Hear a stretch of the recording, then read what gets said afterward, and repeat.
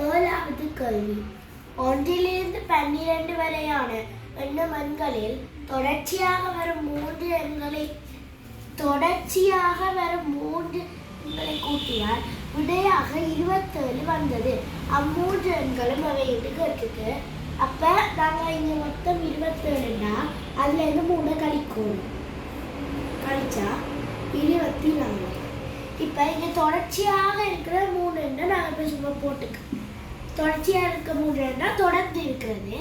அப்போ 24 3ஆல் பிரிக்கணும்.